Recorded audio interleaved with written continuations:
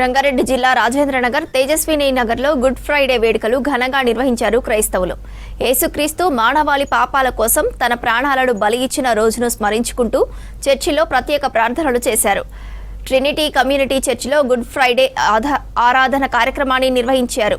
ఈ కార్యక్రమానికి ముఖ్య అతిథిగా సీనియర్ పాస్టర్ ఏబి జోసెఫ్ కిషోర్ హాజరయ్యారు. యేసు శిలువపై పలికిన చివరి 7 మాటలను వివరించారు.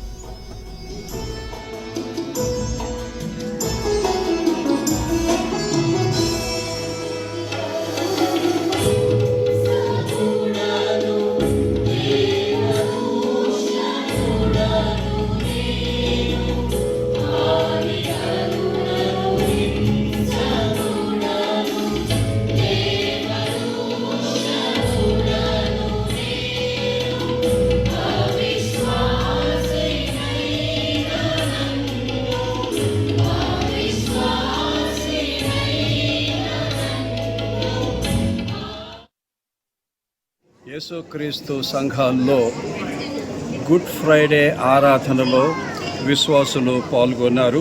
గుడ్ ఫ్రైడే అంటే చాలా గొప్ప అర్థం ఉన్నది. చాలామంది అడుగుతారు, యేసు ప్రభు సిలువలో మరణించిన దినము కదా, అది బ్యాడ్ ఫ్రైడే కదా, గుడ్ ఫ్రైడే ఎందుకు అయింది అని అడుగుతారు. అది గుడ్ ఫ్రైడే ఎందుకంటే యేసు ప్రభు దేవునిగా ఈ భూలోకములో అవతరించి ఆయన పరిశుద్ధంగా బ్రతికి సిలువలో దేవునిగా మానవులు చేసిన పాపానికి ప్రాయశ్చిత్తం చేశారు. అంటే మానవులు చేసిన పాపానికి శిక్ష భరించారు కనుక అది గుడ్ ఫ్రైడే అన్నమాట. సో ఆ పాప ప్రాయశ్చిత్తము చేశారు కనుక వినండి, అది ఎందుకు గుడ్ అంటే ఆ పాప ప్రాయశ్చిత్తము ద్వారా మానవులకు ఆయన రక్షణిస్తున్నారు. ఆ శిలువ పాప ప్రాయశ్చిత్తము చేత మానవులకు వినండి పాప క్షమాపణ ఇస్తుంది. ఆ శిలువలో యేసు ప్రభువు చేసిన పాప ప్రాయశ్చిత్తము ద్వారానే పాప క్షమాపణ.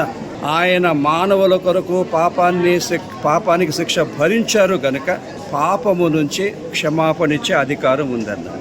ఆ పాప ప్రాయశ్చిత్తం చేసి అది నిజంగా నెరవేరింది, అది కరెక్ట్గా పాప ప్రాయశ్చిత్తమే, మానవులకు రక్షణే, పాప క్షమాపణే అంటూ రుజువు చేయడానికి 3వ రోజు పునరుద్ధరణలో లేచారు.